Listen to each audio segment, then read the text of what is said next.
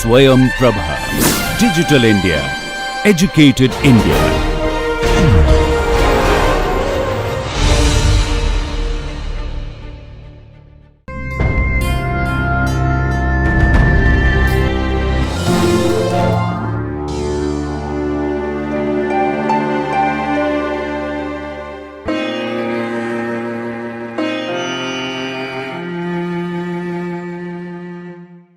Hi everyone, this is Malika Pathak from Miranda House, University of Delhi, starting with a course on ionic equilibria for the students of BSc Honours Chemistry and BSc with Chemistry. This is Module 6, Lecture 1 of the series. The academic expert of the course is Dr. Amrita T. Shea, and the recording is being done under the DTH Swayam Prabha project of the MHRD, New Delhi. Now, all of us have seen reactions taking place in the laboratory. Now, most of these reactions that you see in the laboratory are ionic reactions. And the study of those reactions and their understanding is what is called as ionic equilibria. And that is what we are discussing today in the lecture. So, today's lecture we will start with a look at water electrolytes based on their conductivity in solution. So we will talk about the nature of the solutes in terms of their conductivity in solution. That is, we are going to talk about electrolytes, non-electrolytes, strong electrolytes, and weak electrolytes. This will be followed by a discussion and review of the various theories of acids and bases, within which we will talk about Arrhenius theory of acids and bases, Bronsted-Lowry theory of acids and bases. We will also talk about the Lewis theory of acids and bases. After this, we will take a look at the hydrogen ion concentration in terms of pH scale, pOH scale. We will also talk about the autoionization of water with a discussion on ionic product of water, what is Kw, how does it change with temperature, and an understanding of which will lead us to going back to pH scale and understanding that in more detailed manner. This will be followed by a look at the dissociation constant of an acid. We will look at the relationship of the acid strength and the conjugate base strength in a small discussion on the various acids which are there and their conjugate bases. This will be followed by a derivation on the exact treatment or the mathematical treatment for the ionization of a monoprotic acid. So we are going to talk about all these things in today's lecture. So let's start. All of you are aware that we must not touch electrical appliances or electrical sockets with wet hands. Our parents used to tell us when we were kids that do not touch electrical wires, socket with wet hands or when the floor is wet. Why was it there?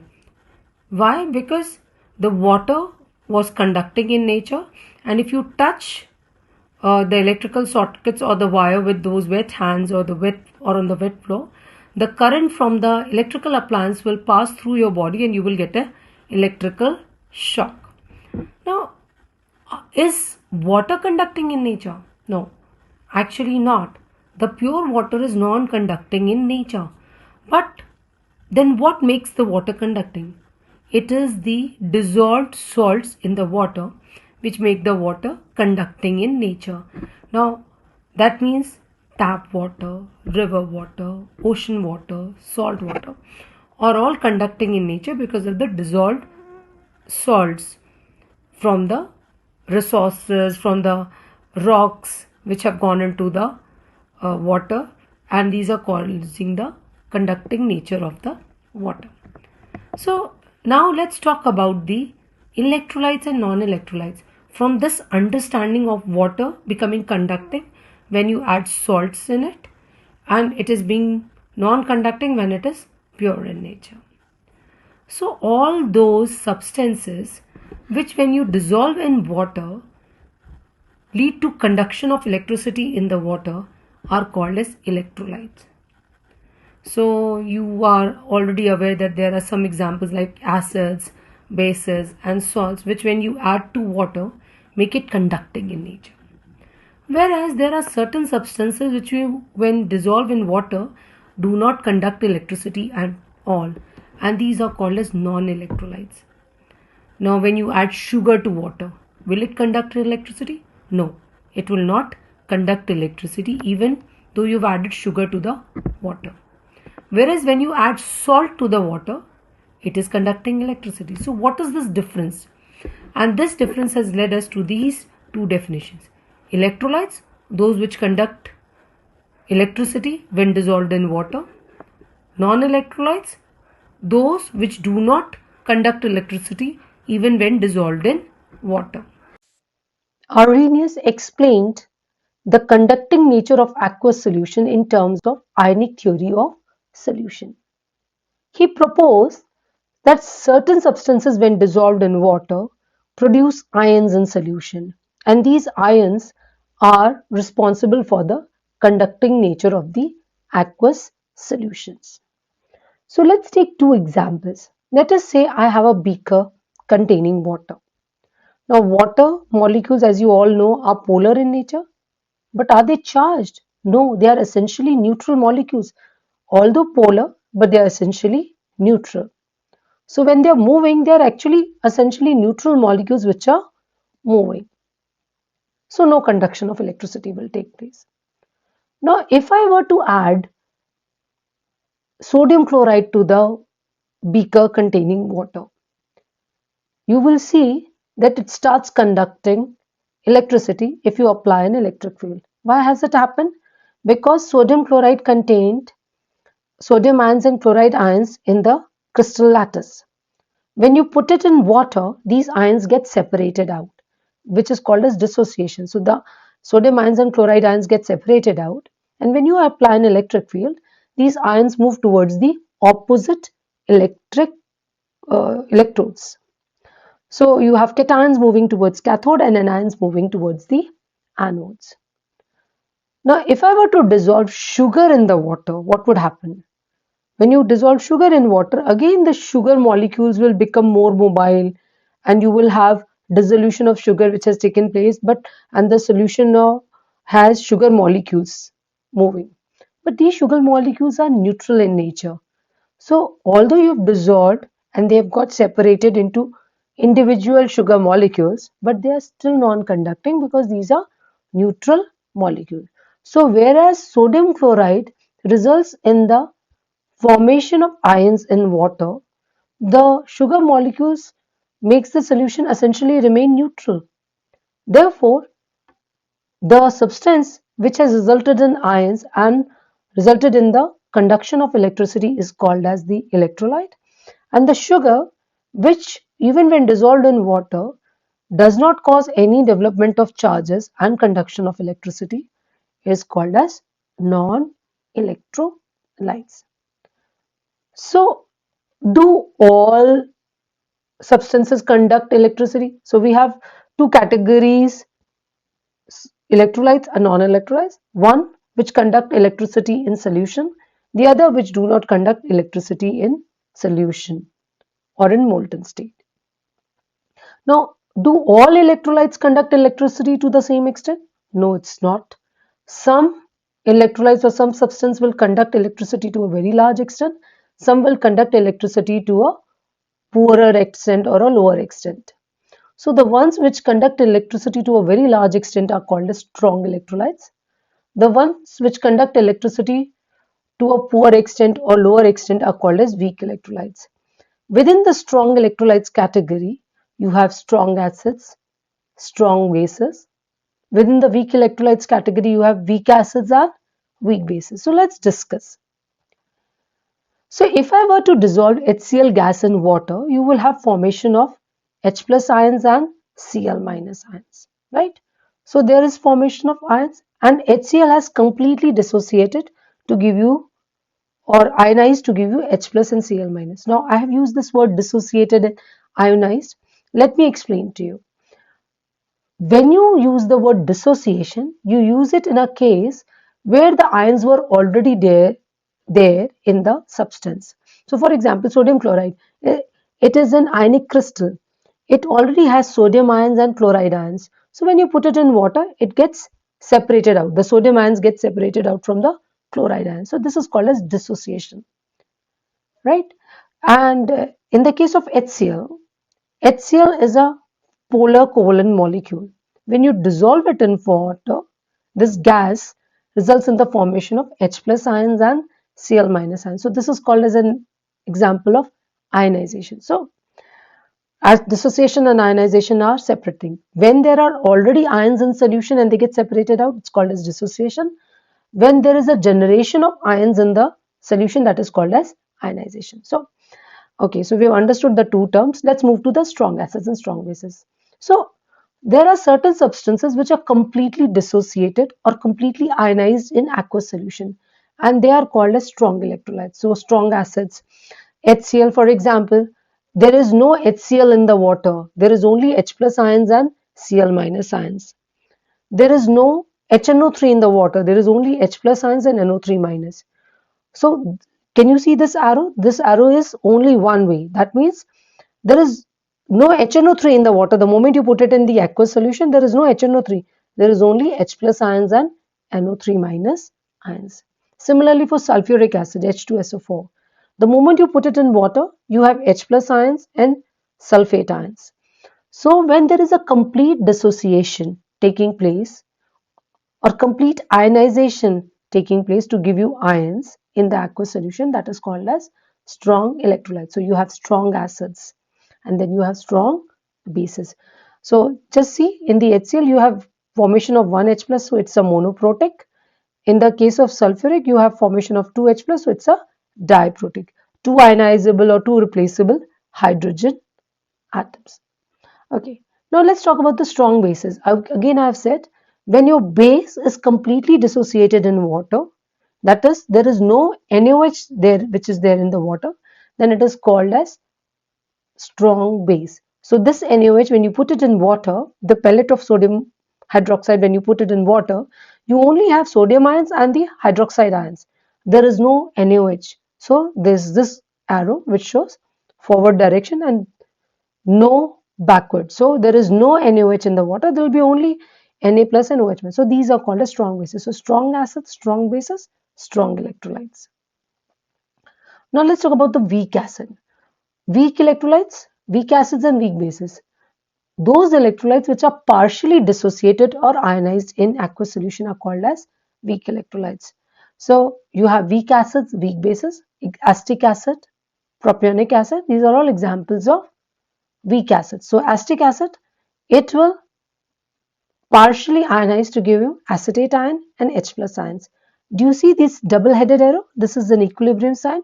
Most of the acetic acid will remain in the unionized form. This is the unionized form.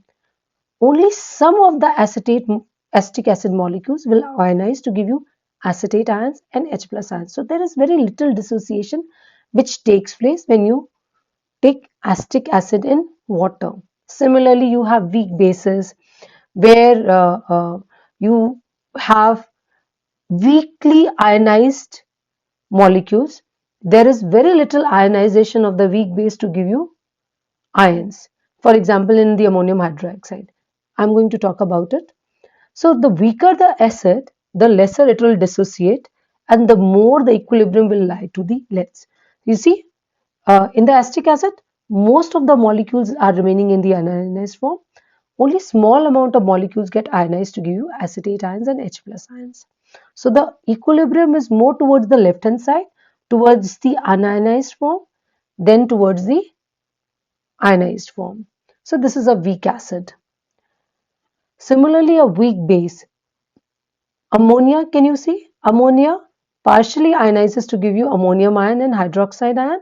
Again, this is an equilibrium sign that I have put because only some of the molecules of ammonia have ionized to give you ammonium ions and OH minus ions. The majority of the molecules are in the unionized form.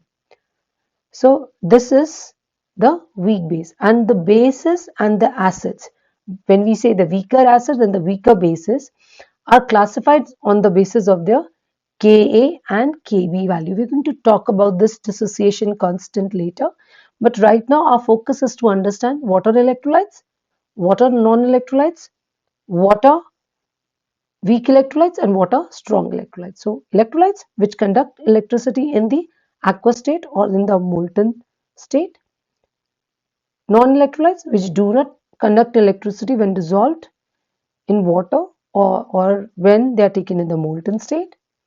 Then you have strong electrolytes and weak electrolytes. Strong electrolytes which are completely ionized in the aqueous solution, and they result in complete dissociation or complete ionization, resulting in maximum conduction. So these are called as strong electrolytes.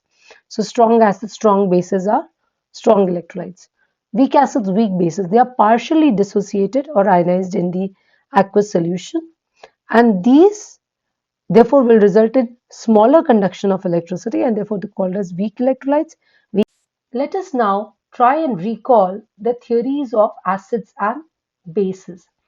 You have done these theories in the 9th and 10th standard and 11th and 12th standard also. Let us just try and recall them.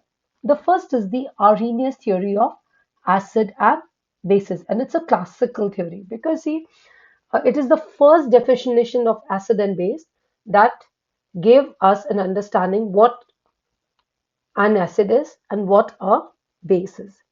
So according to the Arrhenius theory of acid and bases, an acid is a substance which contains hydrogen and dissociates in water to yield hydronium ions. Now here I am writing hydronium ions, and in the reaction I am writing H plus ions. Please understand this H plus and H3O plus is being used interchangeably. I'll try and explain to you what is an H3O plus and how is it that it is interchangeable with H plus later in the slide. But any acid which contains H and dissociates in the aqueous solution to give you H plus is called as an acid. Similarly, any general acid can be written as HA, and in the aqueous solution it will dissociate to give you H plus ion. Here A minus is called as the anion of the acid. What is a base then according to Arrhenius? So according to the Arrhenius, a base is a substance which contains the hydroxyl group and dissociates in water to yield the OH minus ions. Now just see, NaOH will dissociate in the aqueous solution or in water to give you the OH minus ions. So any base, any Arrhenius base can be in general written as XOH, giving you X plus and OH minus ions. Now, if you have an acid and a base, then the H plus from the acid will combine with the OH minus from the base to form water, and this is called as the neutralization reaction. So you already studied that when an acid and a base react, they form salt and water. So how is this salt and water getting formed? Because let's say you have an acid which is HCl and you have a base which is NaOH. So HCl will react with the NaOH and give you NaCl, which is the salt, and a water. This is called as a neutralization reaction. Now this neutralization reaction is exothermic in nature, and approximately 56 kilojoule per mole of the heat is evolved for an acid base reaction. So H plus combines with OH minus, and this H plus is coming from the acid. OH minus is coming from the base, and you get the formation of water, and there is a heat evolved. I'm repeating here that the H plus is used interchangeably with hydronium ions. Now, what is this hydronium ion and why can we use hydronium ions instead of H plus ions? See, please understand that H is a very small sized, H plus is a very small sized ion, and it has a charge of +1.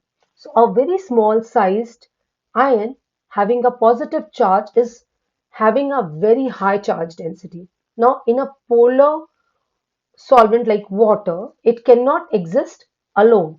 So it combines with the water molecules and forms the hydronium ion. So H plus, which was there in the water, it's a highly charged species because small size and plus one charge. So this, because it cannot exist independently, combines with the water and exists in the form of H3O plus, and this is called as the hydronium ion, and this is used interchangeably with H plus and H3O plus. So H plus can be used or H3O plus can be used. It means the same thing. Now we have talked about acids. So let's just take a look at the acids that we've already discussed them in the previous slide, but let's just take a look at it. So you have monoprotic acids or monobasic acids, the ones which are giving you one H plus ion. So HNO3, HCl, there are examples of monobasic acids. H2SO4, because it donates two H plus ions, so it is called as a dibasic acid. H3PO4, because it donates 3 H plus ions, so it is called as a tribasic acid or triprotic. So monoprotic, diprotic, triprotic, monobasic, dibasic, tribasic. So you now know the examples. Also, we have talked about in the previous slides that you have strong acids and you have weak acids. Strong acids are those which will dissociate completely in water. So HCl, when you put in water, you do not see any HCl. You only see H plus ions and Cl minus ions. So there is an arrow. A weak acid is one which will not dissociate completely in water. Most of it will remain in the unionized form. And so you have acetic acid, which when dissolved in water will remain mainly as acetic acid. Only some of it will ionize to give you H plus and the acetate anion. Now, similar to the acids, you have strong bases and weak bases. So, what are strong bases? The ones which will dissociate completely in water are the strong bases. So, Na, which is a strong base. A weak base is one which will not dissociate completely in water. So, you have magnesium hydroxide as the common example. So what have we learned right now? We've talked about the Arrhenius theory, which says acids are those which will donate H plus ions, bases are those which will donate OH minus ions, and the reaction between the acids and the bases is called as the neutralization reaction. We've taken a look at the monoprotic, diprotic, triprotic acids. We've taken a look at the strong acids, strong bases, weak acids, weak bases. Thus, we see that Arrhenius theory is quite simple and explains the acidic and basic behavior of substances to a great extent, but it still had limitations. It was only applicable for aqueous solution and it did not explain the acidic behavior of some substances that lacked hydrogen, example AlCl3 and SO3, or the basic character of substances that lack OH, example ammonia and sodium carbonate. So Bronsted and Lowry, who were working independently of each other, came up with a theory which had wider applicability as compared to the Arrhenius theory. Now let's look at this Bronsted-Lowry acid-base theory. So in 1923, Johannes Bronsted, a Danish chemist, and Thomas Lowry, an English chemist, proposed new definitions of acids and bases. And this definition of acids and bases was arrived at independently because they were both working independently of each other. So what is this definition of acids and bases? So according to the Bronsted-Lowry theory of acids and bases, an acid is a proton donor. So any species which donates a proton was classified as an acid, and base is a species which is a proton acceptor. So any species that accepts a proton is classified as a base. So in Bronsted-Lowry perspective, one species is donating a proton and the other species is accepting it. So this acid-base reaction is now becoming a proton transfer process where acid is transferring a proton to a base. That is, acid is donating a proton to the base and base is accepting a proton. And in this acid-base proton transfer reaction, there are two species which are formed, which is conjugate acid and conjugate base. Let's try and understand what are conjugate acid, what are conjugate base, and how are the acid-base reaction taking place in Bronsted-Lowry perspective. So, according to the Bronsted-Lowry theory, acids are proton donor. So, just see, HCl is a proton donor, and when you put it in water, it is donating a proton to the water, right? Because it is donating a proton to the water, it is an acid, and water, because it is accepting a proton, is now becoming a base. So, HCl on donating a proton results in Cl minus, and water on accepting a proton results in the formation of hydronium ion. So HCl, because it has donated a proton, is an acid, and water, because in this case has accepted a proton, so it is a base. And these species which are formed after the reaction are called as conjugate acids and bases. So a base results in the formation of conjugate acid, and an acid results in the formation of conjugate base. So what is a base? Which is capable of accepting a proton. What is an acid? A species which is capable of donating a proton. Let's look at another example. Let's take ammonia in water, right? Now, ammonia was not qualified as an Arrhenius base. Why? Because it did not have OH. But we know that ammonia is a weak base. So how is it a base? When you dissolve ammonia in water, it accepts a proton from the water. And because it is able to accept a proton from the water, it forms NH4 plus, which is a conjugate acid, and water, because it has donated a proton, forms a conjugate base, right? So ammonia forms conjugate acid and water forms conjugate base because it has donated a proton, right? So the ammonia, because it has accepted a proton, is a base, and water in this case, because it has donated a proton, is an acid. Now, there are certain species which are capable of donating as well as accepting a proton. And you've seen that in both the example that we saw earlier, water was in one case accepting a proton, and in the other case it was donating a proton. So such species are called as amphoteric in nature because they can act as acid as well as a base. So essentially, from the Bronsted-Lowry perspective, an acid-base reaction is essentially a proton transfer process. HCl is donating a proton and a base is accepting a proton. So acid donates a proton to form Cl minus, and base accepts a proton to form ammonium ion. So this is an acid, this is a base, and they result in the formation of conjugate base and conjugate acid. Now, we did talk about the neutralization reactions.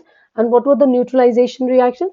That acid and base react to form salt and water. So just see this example.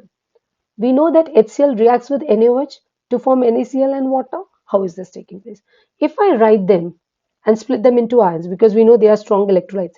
HCl is a strong electrolyte and NaOH is a strong electrolyte. So you write them H plus, Cl minus, Na plus and OH minus, because HCl will split into H plus and Cl minus. NaOH will split into Na plus and OH minus. Now NaCl is also a strong electrolyte. I told you that most of the salts are strong electrolytes. So NaCl is a strong electrolyte, so we will dissociate to give you Na plus and Cl minus. Now just cut the common ions. Water, it is not ionized at all, so you have water as such. And if you cut the common ions, you are left with H plus and OH minus, resulting in the formation of water. And this is essentially the neutralization reaction that we were talking about, right? Now, these two ions, which are not participating in this neutralization reaction, are called as spectator ions. They are called as spectator ions. So now let's talk about the Lewis theory of acids and bases. In 1923, G. N. Lewis proposed a yet another theory of acids and bases that has even broader applicability. It does not limit to systems involving H plus or OH minus ions, but extends even to the reactions in gases and in solids. He defined an acid as a species that can form a covalent bond by accepting an electron pair from another species, and a base as a species that can form a covalent bond by donating an electron pair to another species. Such acids and bases are called as Lewis acids and bases. Therefore, Lewis acids are species with vacant orbitals that can accommodate the electron pairs, and the Lewis bases are species that have lone pair of electrons available for sharing. And when the acids and base react, you have a neutralization reaction where a coordinate covalent bond is formed because of the donation of electron pair by the base to the acid. Now let us take this example in which a lone pair is being donated by ammonia, which is the base here, and is accepted by an electron deficient molecule BF3, which is acting as the acid. So because ammonia is donating an electron pair, it is acting as a base, and because BF3 is accepting the electron pair, it is acting as an acid.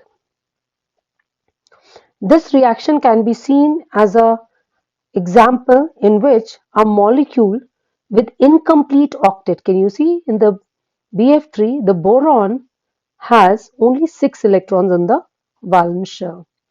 So a molecule with incomplete octet accepts a lone pair of electrons and completes its octet by forming a coordinate covalent bond. This product that is obtained is called as an adduct.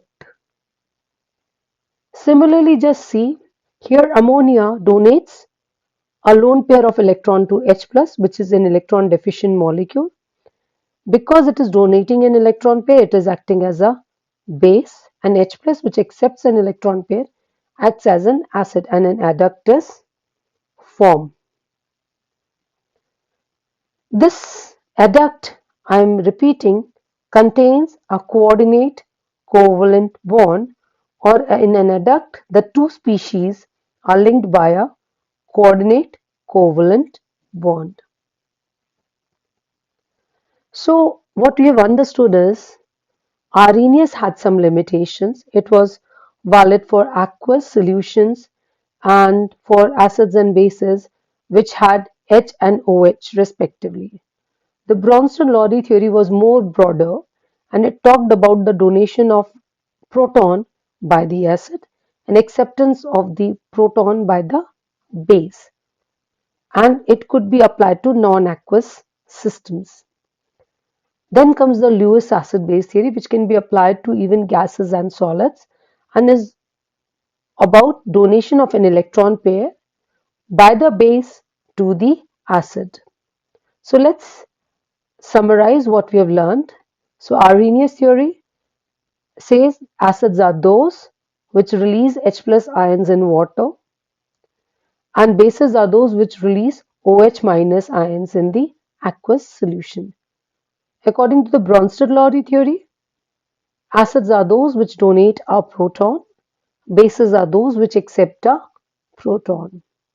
And according to the Lewis acid-base theory, acids are those which accept an electron pair, and bases are those which donate an electron pair. Let us talk about the ionic product of water, Kw. Now, pure water is generally considered to be a non-electrolyte due to its negligibly small electrical conductivity.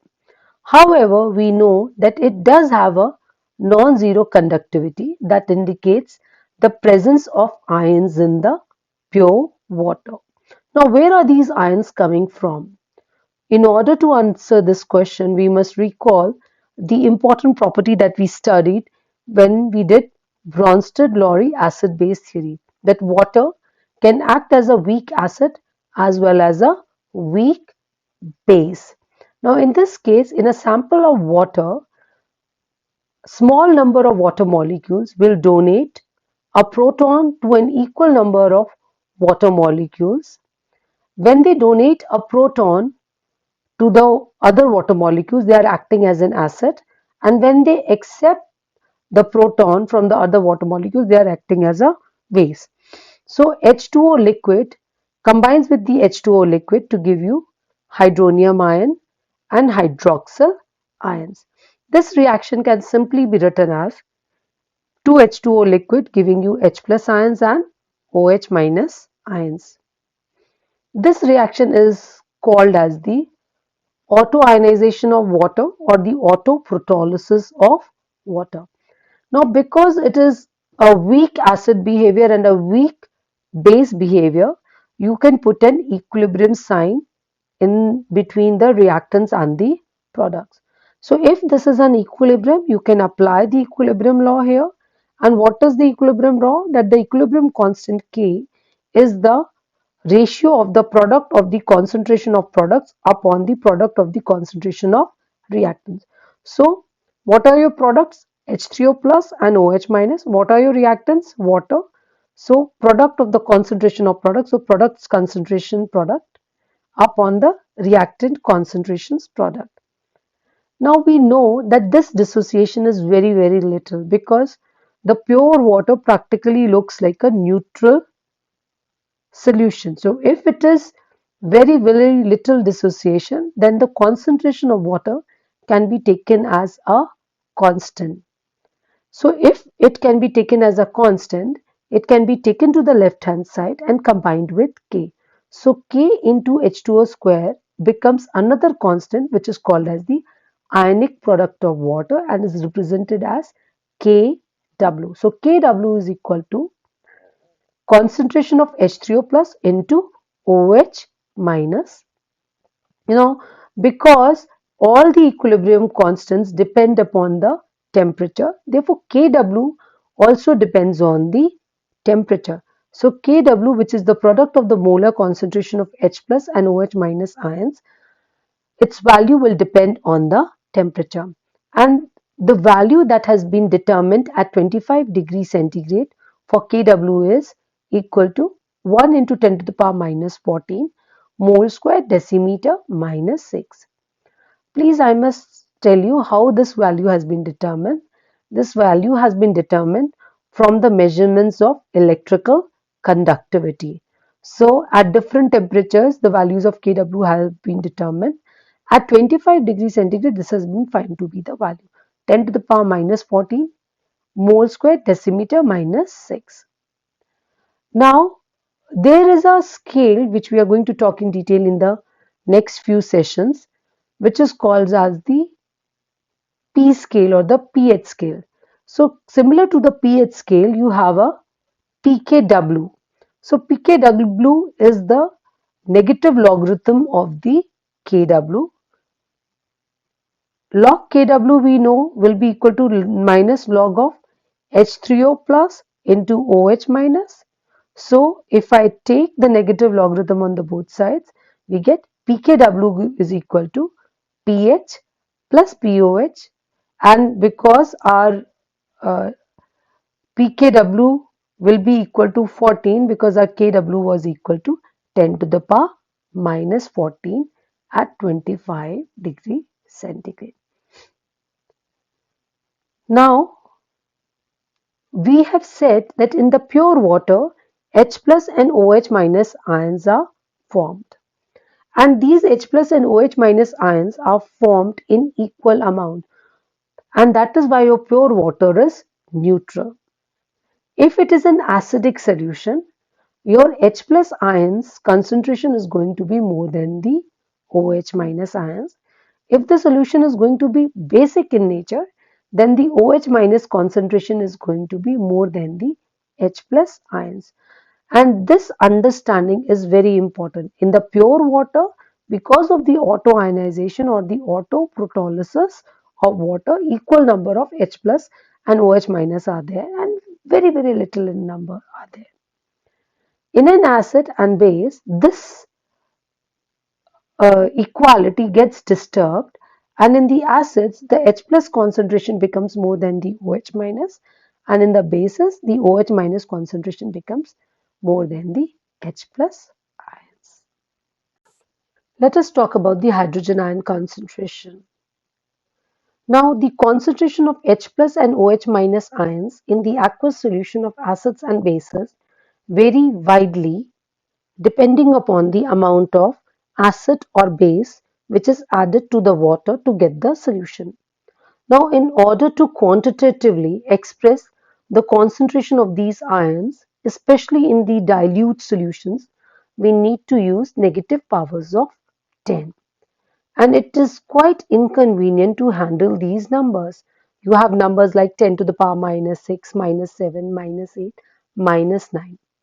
So in 1909, a Danish botanist, S.P.L. Sorensen, while working on the brewing of beer, proposed a practical scale called as the pH scale for expressing the concentration of hydrogen ions.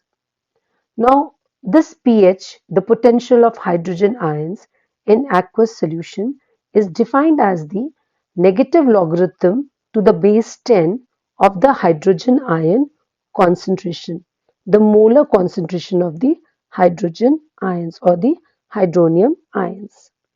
So pH is equal to minus log 10 H plus or minus log 10 H3O plus.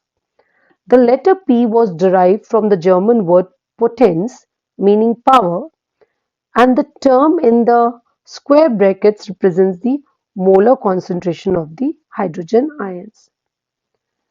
Now, the basic logic of using this scale was that by taking logarithm, the numbers expressed as negative powers of 10, representing concentration of the H plus ions, become simple negative numbers, which are easier to understand and handle.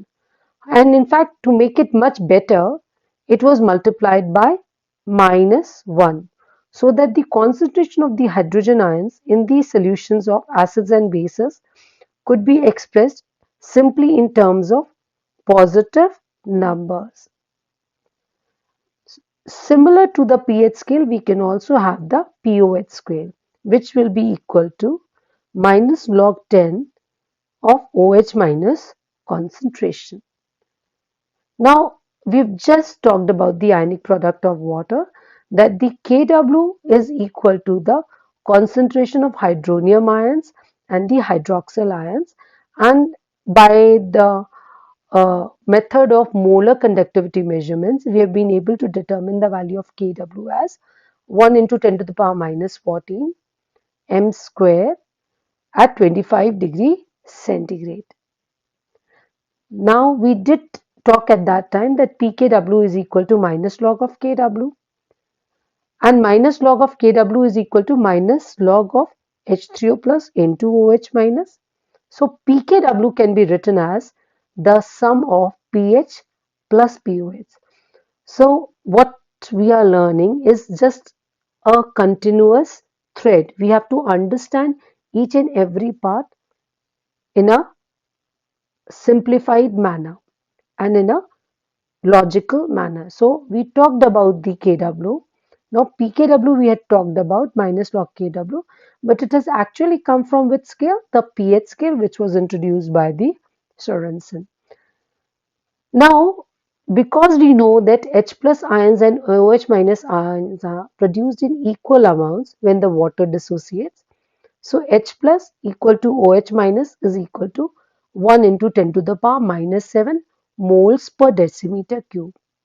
Now, if this is true, and Kw we know is equal to 10 to the power minus 14, and that is how we got H plus is equal to OH minus equal to 10 to the power minus 7.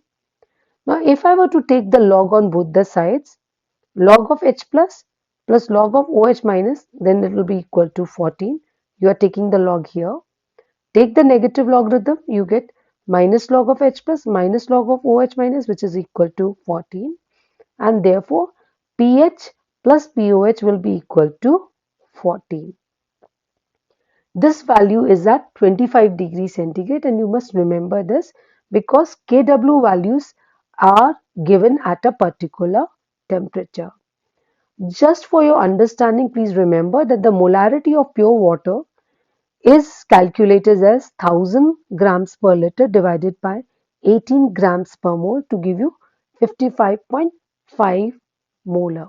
And that is why when we said that the concentration of H plus and OH minus ions produced in the pure water is very, very small and it can be taken as a constant. This is because the concentration of H plus and OH minus at 25 degrees centigrade is 10 to the power minus 7. And what is the concentration of water? 55.5. Now, what are the changes going to be at the 7th or the 8th place of decimal? So that can be ignored, and that is why you can take the value of water to be constant and can combine it with the K to give you the value of Kw. So now let us try. I did explain to you that the logic of using the scale was that if you take the logarithm, the numbers expressed as negative powers of 10 can become simple negative numbers which are relatively easier to understand. And if you multiply them by minus 1, they become even more easier because they become simple positive numbers. So just see. So, and the water, the concentration of H plus is 10 to the power minus 7 molar, right? The concentration of OH minus is also 10 to the power minus 7 molar. So, what is going to be the value of pH? Minus log of 10 to the power minus 7, and that is equal to 7. Similarly, about OH minus log of 10 to the power minus 7, so 7. Now let's see this value. This is 10 to the power minus 6 molar of H plus concentration. So what will be the value of pH? Minus log 10 to the power minus 6. So log of 10 to the power minus 6 is equal to minus 6 into minus 1, and you get 6. Now if you know the value of pH, we have already found out that pH plus pOH is equal to 14. So I can simply subtract 6 from 14 and we can get the value of 8, or you can get the value of OH minus. How? Your H plus into OH minus is equal to Kw. So your OH minus can be taken out as equal to Kw upon H plus. You get the value of OH minus, you take its negative logarithm and you get the value of 8. Similarly, so these are the values of H plus and these are the values of OH minus. So when your concentration of H plus is 10 to the power 0, the concentration of OH minus is going to be 10 to the power minus 14. And you can see that when the concentration of the H plus is 10 to the power 0, then the pH is coming out to be 0 and the pOH is coming out to be 14, right? So just understand and you will be doing very well. Please understand that pure water is neutral. So the pH 7 represents neutral at 25 degrees centigrade. When we go below 7 in the pH scale, then we are moving towards more and more acidic nature. So 5 is less acidic as compared to 3 and 3 is less acidic as compared to 1, or we can say 1 is pH 1 is more acidic as compared to pH 3, which is more acidic as compared to pH 5. And when we move from 7 towards 14, then the alkaline nature increases. So 8 is more alkaline as compared to 7, 10 is more alkaline as compared to 8, and 13 is more alkaline as compared to 7. So when we move on the pH scale towards the 0, the acidic character or acidic strength increases, and we move from 7 towards 14, then the basic strength increases. Please understand the pH scale is only considered between 0 to 14. Similar, the pOH scale can also be taken as between 0 and 14. But normally we do not talk too much about the pOH scale, we only talk about the pH scale. So in a neutral solution, the pH is going to be 7. In the acidic solution, the pH is going to be less than 7. And in the basic solution, the pH is going to be more than 7. Please also understand that pH is not a physical property like pressure or volume. It is just a way of representing the concentration of H plus ions in the solution. Now, because I have said that like all the equilibrium constant, the value of Kw depends on temperature, and we know that 1 into 10 to the power minus 14 value of Kw is at 25 degrees centigrade. If you lower the temperature or if you increase the temperature, the value of Kw is going to change. So just see what happens.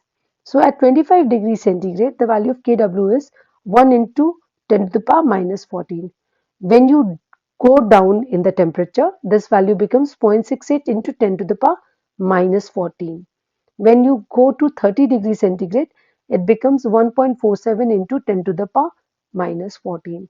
Also, what you will realize is in a pure water, the concentration of H plus ions and OH minus will always remain equal. So if you are at 25 degrees centigrade, the concentration of H plus and OH minus is equal in pure water. Even if you are at 20 degrees centigrade, the concentration of H plus and OH minus is equal in pure water. But the pH might change. So just see how it changes. When your Kw is 1 into 10 to the power minus 14, then the pH will come out to be 7 because H plus is equal to 1 into 10 to the power minus 7. Now if you increase the temperature to 30 degrees centigrade, then the H plus value will become 1.27 because your Kw value has become 1.47 into 10 to the power minus 14, and if H plus is equal to OH minus, so H plus square is equal to 1.47 into 10 to the power minus 14, and if you find out the value of H plus, you will get that it is equal to 1.27 into 10 to the power minus 7. And if you find out the value of the pH will come out to be 6.92. Now this 6.92 is the pH of the pure water. Please understand, has the solution become acidic? No, the solution still remains neutral because we are still talking about pure water, and but only thing that has happened is that the pure water's pH has become 6.92. So all the solutions which will have pH less than 6.92 will be acidic. All the solutions which will have pH more than 6.92 will be basic. Similarly, when you increase the temperature to 60 degrees centigrade, the value of Kw is what? 5.6 into 10 to the power minus 14. Because we are talking about water, so H plus is equal to OH minus, and therefore that is equal to 5.6 into 10 to the power minus 14. You want to find out the value of H plus, so you H plus square is equal to 5.6 into 10 to the power minus 14. So H plus is equal to under root of 5.6 into 10 to the power minus 14, which will come out to be 2.37 into 10 to the power minus 7. You find out the pH comes out to be 6.63. So 6.63 is the pH of water, pure water, which is neutral. Below 6.63 is the acidic solution, and above 6.63 are the basic solution. I am repeating some important points. Kw increases with the increase in temperature. The concentration of H plus and OH minus will increase as the temperature increases. So just see what has happened is that the concentration of H plus at 60 degrees centigrade is equal to 2.37 into 10 to the power minus 7, which is more than 1 into 10 to the power minus 7. That means this has happened because when you are increasing the temperature, more and more dissociation takes place and more H plus and OH minus are getting formed. And that means the equilibrium is shifting towards the right. Now, if the concentration of H plus is increasing, then the pH is decreasing, and pH decreases. That means as the temperature increases. So this you already know. Now let us just take some one or two examples of calculation of the pH. Now if I wanted to calculate the pH of 0.02 molar HCl, what will I do? HCl is a strong acid. It will completely dissociate in solution. So you will have HCl giving you H plus and Cl minus. So H plus is equal to 0.02 molar. That is nothing but 2 into 10 to the power minus 2 moles per decimeter cube. You find out the pH. pH is equal to minus log of H plus, which is equal to 1.69. Similarly, you can find out the pH of 0.1 molar NaOH. Very simple.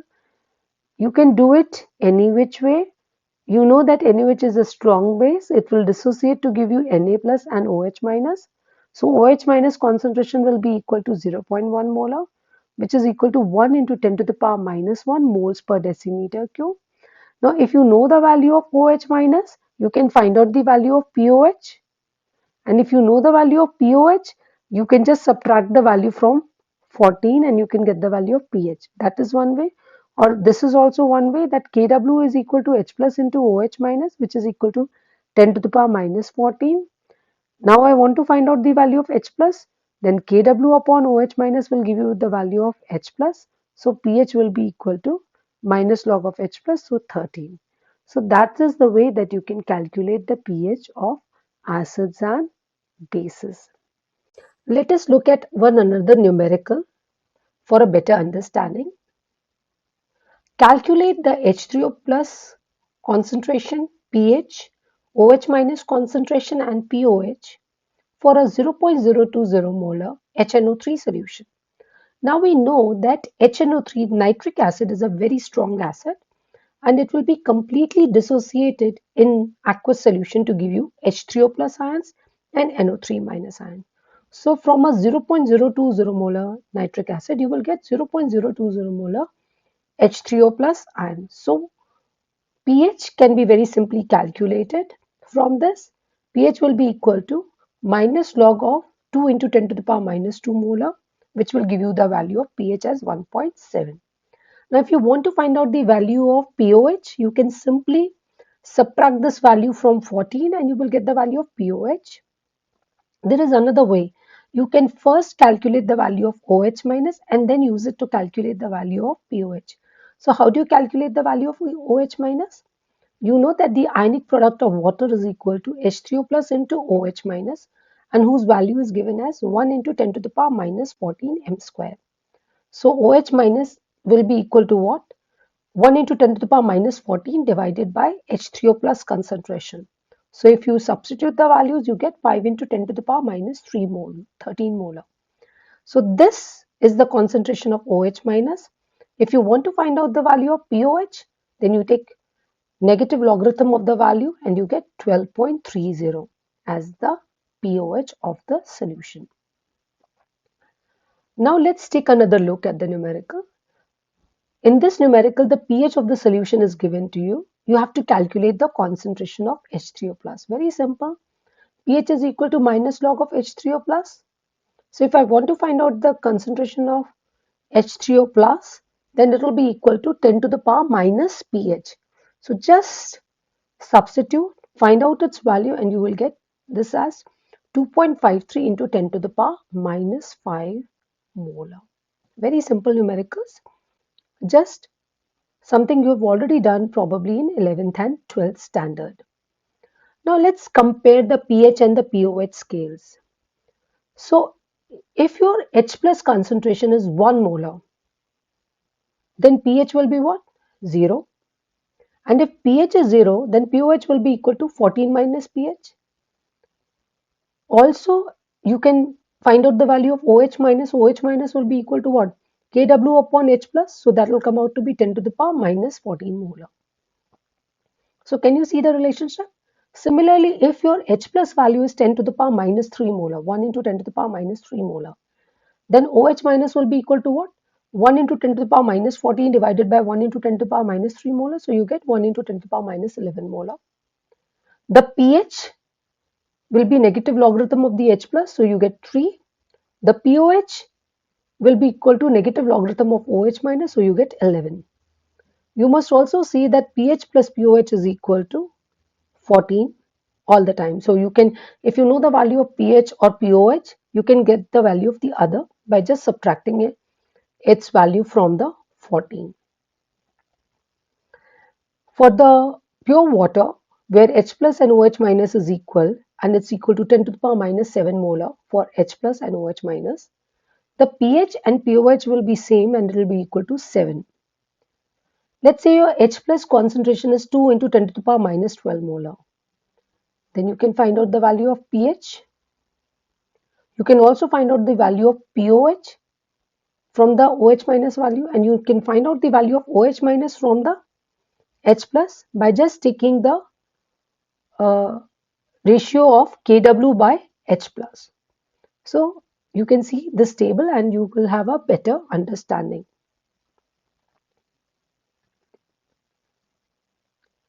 Now,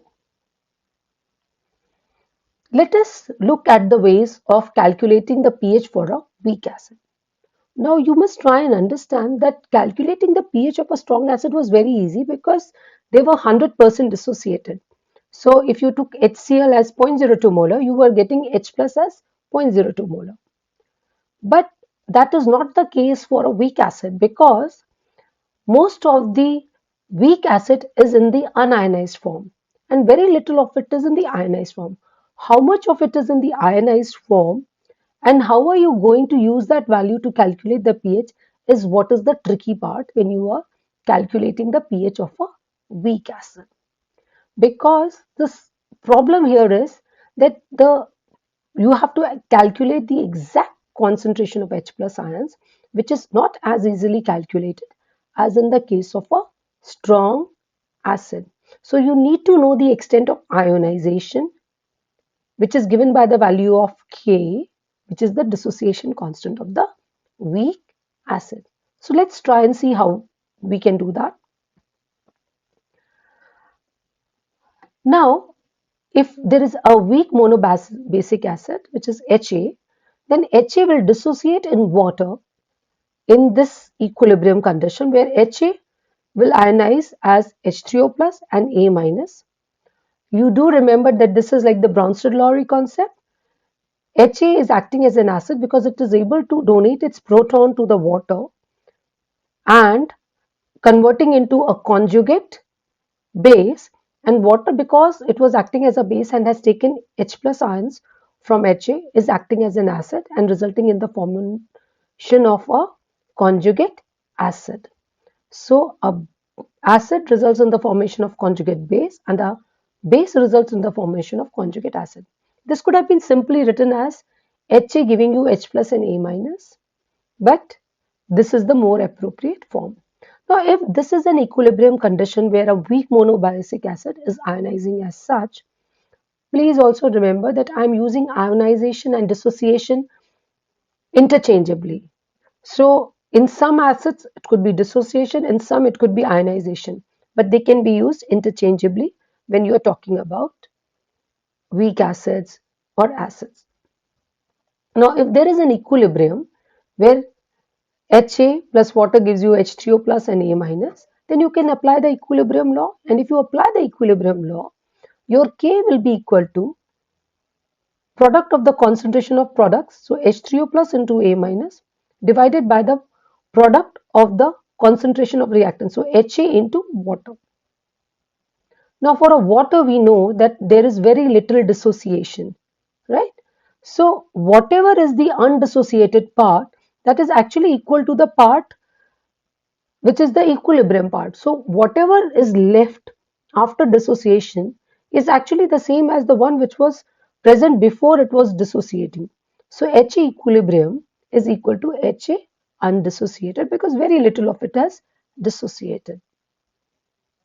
Also, in the dilute solutions, the concentration of water will be very large as compared to the dissociated ions. So its concentration can also be taken as a constant. Now, if water concentration can be taken as a constant, it can be taken to the left hand side and combined with this equilibrium constant K.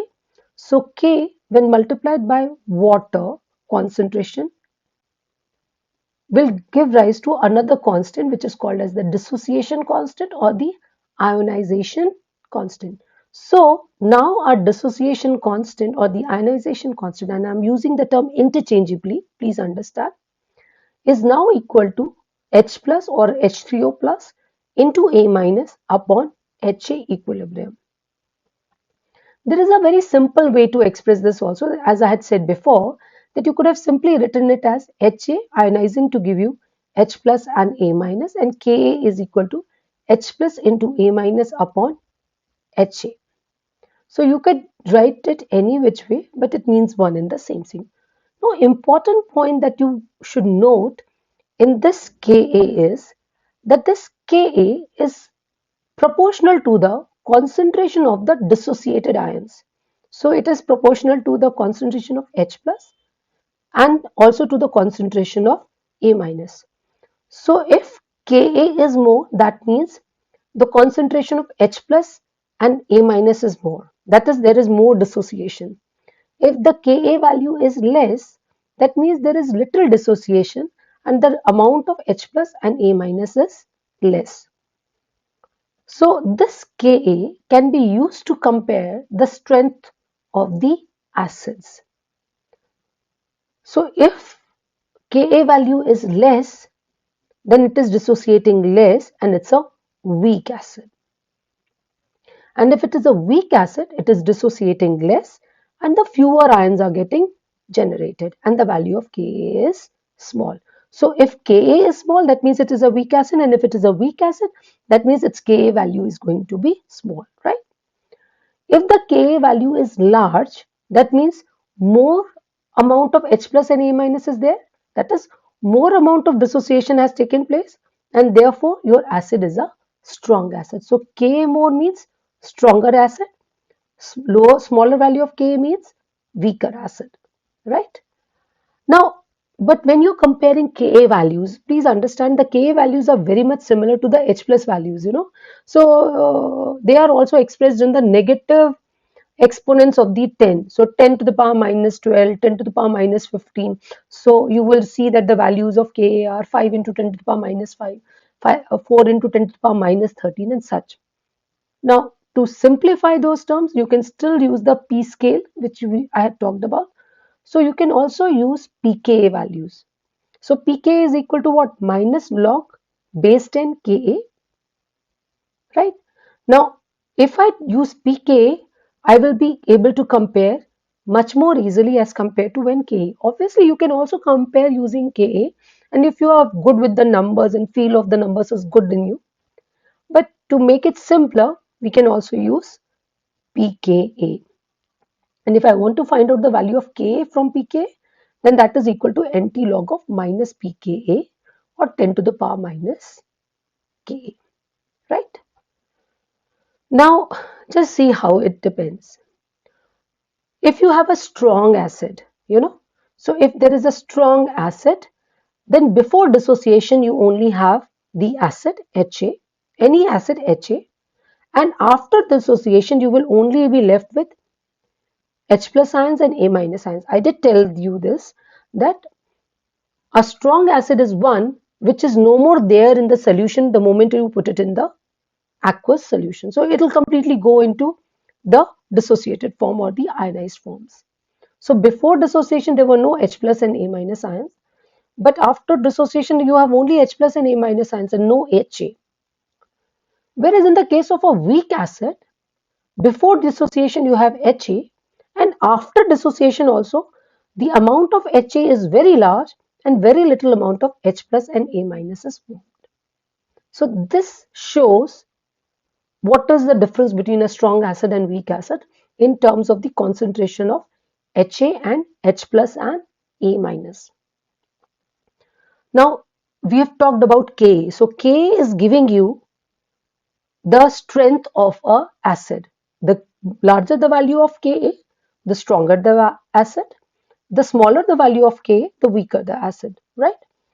Also, let's talk about the acid strength and the conjugate base strength. I did talk about it little when we talked about the Bronsted acid base theory. So if you have an acid which is strong, you get a very weak conjugate base, right? If you have a weak acid, then you get a strong conjugate base, right? If you have a weak base, you get a strong conjugate acid. If you have a strong base, then you get a weak conjugate acid. So there is this comparison. So HCl is a strong acid.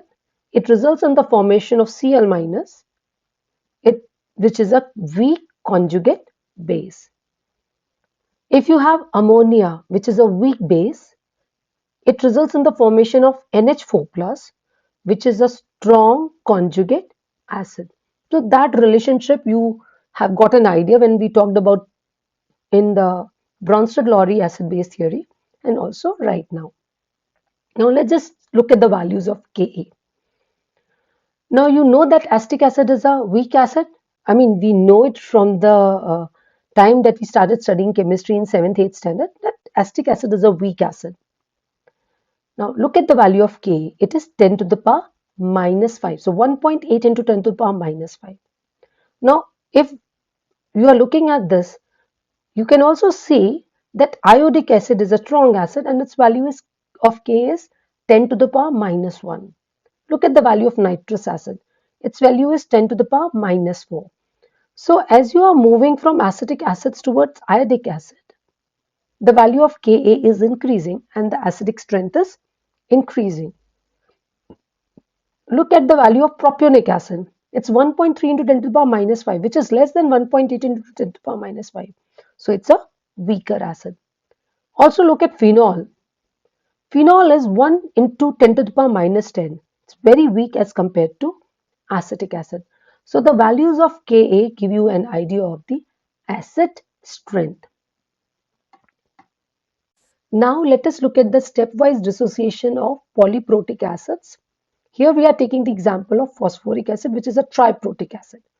So H3PO4 ionizes to give you H2PO4 minus and H3O plus.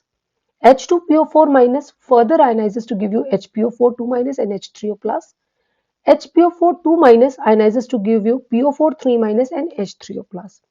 Now what you have to observe is that the first time the dissociation took place, it was taking place from a neutral molecule. So the ionization was easier and the Ka value is going to be more because more and more ions are going to be formed. Once the ionization has taken place, to remove an H plus ion from a negatively charged species will become difficult. So the Ka value will decrease and the K value will decrease, so less ionization will take place, right? Even further, now if you want to remove H plus ions from twice negatively charged species, it will be much more difficult. So even less dissociation will take place and the Ka value will be further reduced. So what you realize is that the Ka1 is more than the Ka2, which is more than the Ka3. Similarly, if you have a diprotic acid, then Ka1 is going to be more than Ka2. Now let us look at the successive Ka values of some polyprotic acids. Look at the example of oxalic acid. The Ka1 value is 5.6 into 10 to the power minus 2 and Ka2 is 5.4 into 10 to the power minus 5. Just see the difference. Ka1 is more, Ka2 is less. Why is it less? Because it's difficult to remove an H plus ions from a negatively charged species. Look at the example of phosphorus acid, H3PO3. The Ka1 value is 3 into 10 to the power minus 2 and Ka2 is what? 1.7 into 10 to the power minus 7. So such are the values of your Ka1 and Ka2. You will realize that the successive values further get reduced when you are talking about ionization. For phosphoric acid, the Ka1 is 7.2 into 10 to the power minus 3, Ka2 is 6.3 into 10 to the power minus 8 and Ka3 is 4.2 into 10 to the power minus 13. So you can see that the values reduce as you are talking about subsequent ionization. Now that you have talked so much about the pH and the acids and all, let us see some acids which are observed in day-to-day life. You know and their pH also. So you know that 1 molar NaOH will have a pH of 14.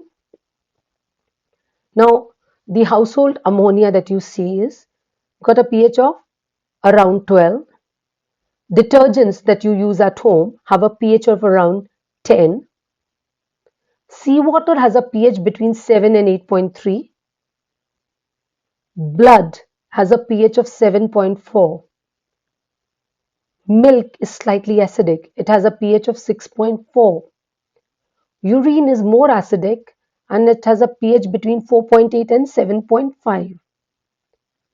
Your vinegar, the vinegar that you consume at home, has a pH between 2.4 and 3.4. The lemon juice, 2.2 to 2.4. The stomach acid, pH between 1 and 3. And you know that the 1 molar HCl will have a pH of 0. So with this, we wind up today's lecture in which we have talked about first electrolytes, weak electrolytes, strong acids, weak acids, strong bases, weak bases. We have also talked about the various theories of acids and bases, Arrhenius theory, Bronsted-Lowry theory, Lewis acid-base theory. We've looked at details of conjugate acid-base. Also, we have talked about the hydrogen ion concentration and how we can simply express it in the pH scale. We've also talked about POH scale, pKw scale, and why are they being used and what is the logic behind using them. Then we have taken a look at the ionic product of water and how does its value change with the change in temperature and how does its change affect the change in pH of the pure water. Then we have learned how to interpret the dissociation constant or the ionization constant of an acid and what do they tell you about the acids. We have followed this up with a understanding of the relationship of the acidic strength and the conjugate base strength. So with this, we wind up today's lecture. Thank you so much. Stay home, stay safe, follow all the safety precautions when you are leaving home. Bye bye.